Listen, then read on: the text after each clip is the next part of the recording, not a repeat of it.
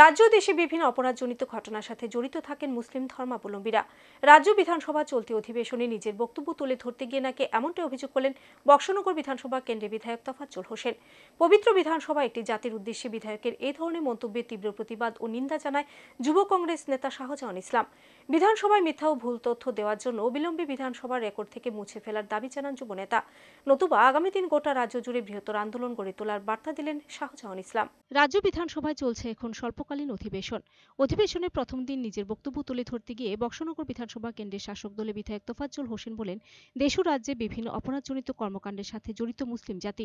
সংবাদ মাধ্যমের প্রতিনিধিদের মুখোমুখি হয়ে এবার বিধায়ক তোফাজ্জল হোসেনের বিরুদ্ধে এমনটাই অভিযোগ আনলেন যুব কংগ্রেস নেতা শাহজাহান ইসলাম। বিধায়কের এহেন বক্তব্যের তীব্র প্রতিবাদ ও নিন্দা জানিয়ে যুবনেতা শাহজাহান বলেন, কিসের ভিত্তিতে বিধানসভায় কথা বলেছেন তোফাজ্জল হোসেন? বিধায়কের এই বক্তব্য সম্পূর্ণ ভুল ও মিথ্যা। তাই তিনি বিজেপি ও রাজ্য সরকারের কাছে দাবি জানান বিধায়কের এই বক্তব্য বিধানসভা রেকর্ড থেকে বাতিল করার। একই সাথে যুবনেতা দাবি করেন, অবিলম্বে মুসলিম জাতিকে নিয়ে করা বক্তব্যের জন্য গোটা জাতির কাছে নিঃস্বার্থ ক্ষমা চেয়ে বক্তব্য প্রত্যাহার করতে হবে বিধায়ককে। নতুবা বিধায়কের এ ধরনের বক্তব্যের প্রতিবাদে গোটা রাজ্য জুড়ে বৃহত্তর আন্দোলন গড়ে তোলা হবে।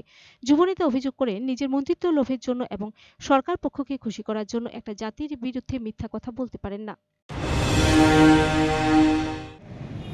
গতকাল ত্রিপুরা বিধানসভার অধিবেশন চলাকালীন বক্সনগর কেন্দ্রের যিনি বিধায়ক তোফাজ্জল হোসেন, তিনি বিজেপির চাটুকারিতা করতে গিয়ে যেইভাবে একটি জাতির বিরুদ্ধে মিথ্যা ভুল তথ্য দিয়ে বিধানসভায় তিনি কথা বলেছেন, এই বক্তব্যের তীব্র প্রতিবাদ এবং নিন্দা জানাচ্ছি।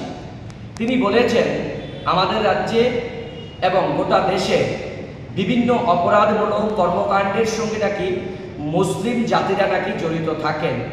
তারপরেও নাকি ভাজপা সরকার বা মোদী সরকার মুসলিম জাতির উন্নয়নের স্বার্থে কাজ করে। তিনি কিসের ভিত্তিতে এই কথা বললেন আমরা জানি না। এই ঘৃণ্য একটা মিথ্যা ভুল তথ্য তিনি যে বিধানসভায় দাঁড়িয়ে বলেছেন, এর তীব্র প্রতিবাদ এবং নিন্দা জানাচ্ছি। Bureau report, search India.